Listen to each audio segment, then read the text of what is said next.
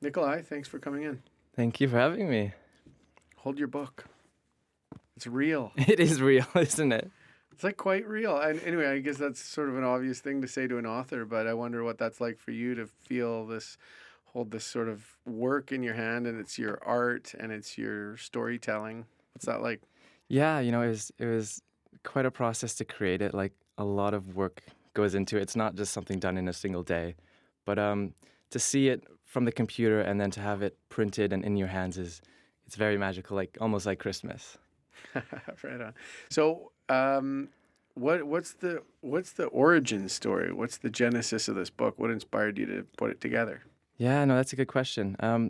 When I was pretty sick last December, I was diagnosed with ulcerative colitis, and I was hospitalized for about 3 or so weeks. And during that time, I was pretty sick. I would just draw on the whiteboard, on the hospital's whiteboard. And so that kind of became like my meditation almost. And it was one of the doctors and nurses who saw my artwork that they really encouraged me to make like a northern picture book. That'd be the coolest thing ever. And so that was the one part of it, being encouraged to do that. And also I wanted to convey like this profound gratitude I had gained from the incredible support of all the friends and family and doctors and nurses who cared for me when I was really sick. And so that formed the foundation for the Bear and Ivory picture book. Hmm. That's quite a beautiful story. Thanks for that. Yeah. The origin story. Yeah.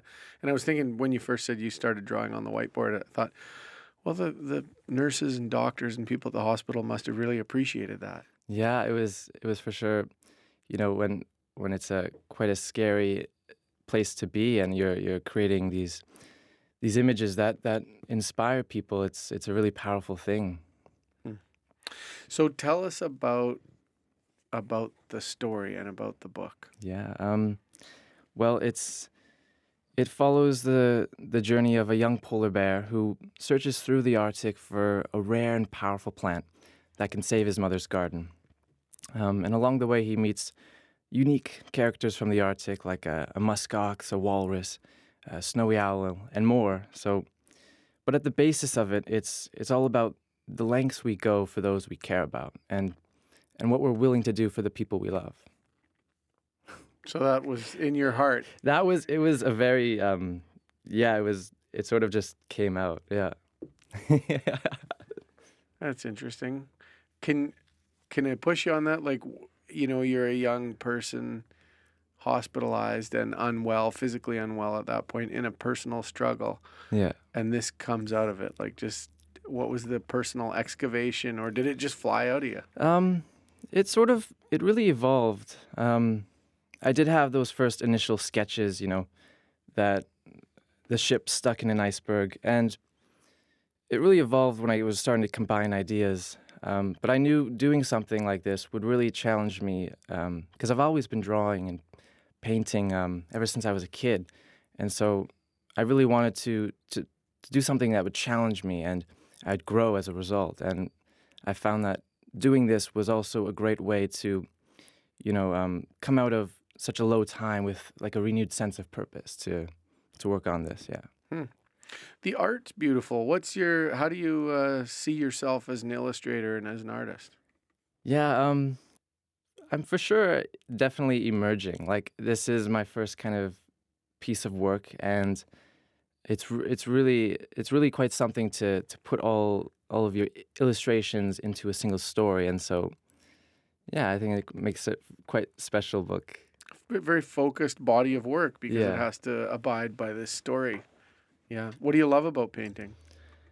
Um, it's very calming. It's almost you get into a sense of flow, and really you start with an idea, but then it sort of this kind of like it just takes over the painting. And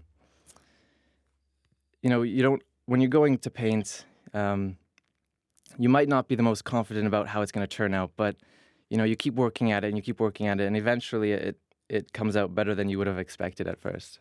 And ends up on the front cover of a Yeah, exactly. picture book. Can you describe the image on the cover, the painting? Yeah, so here we have a scene where it's in the Arctic Ocean. We have this old shipwreck that is stuck in an iceberg. And in the front, we have a bird and a polar bear who are checking this boat out and wondering what's on it. Okay. Now, full disclosure, before we flipped on our mics, you told me that in some ways, like that was the beginning of the story. Before there was writing, there was that image that has now landed on the cover. Can you explain that, the significance of that image from your perspective and from the story?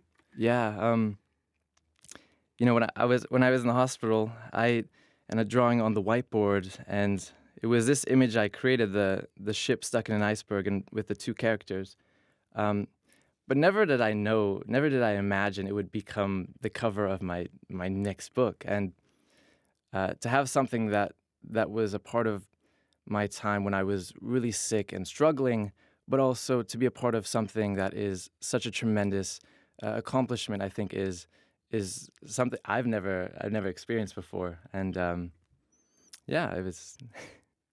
Got a nice big smile on your face for our radio audience. That's awesome. Um, like how far out into the world has the book gone? Like, have you gotten reaction from people now who've read it? Yeah, no, I've sent out quite a few copies to friends across Canada who are teachers, and they want to have like this sort of book, to be read to kids as well. It's a northern story too, and so it's unique in that sense as well. But yeah, there's people from the east coast to the west coast who I've sent copies to. And yeah. That's awesome. We're gonna get a copy up to tuck, coast to coast to coast. Yeah, exactly. Okay, great. I want you to just relish this moment of having completed something and put it together and accomplished all that, and now it's out there, kind of taking on a life of its own. But I Mhm. do have to ask, like, is this the beginning of creating and publishing in this way? Like, is there more books in the hopper? Yeah, no, I think I've learned so much from doing this. I've learned so much from doing it that I feel like if I were to apply it to a new project, it would add on to it. It'd be even better. And it's allowed me to really see, the process of making a book from start to finish, the ideas, the illustrating, and that the next time I go into it, I'll be much more prepared to make something really amazing. That's exciting. Right on, Nikolai. Thanks for coming in. Really appreciate it. Thank you for having me. Congrats on the book. Awesome. Thank you.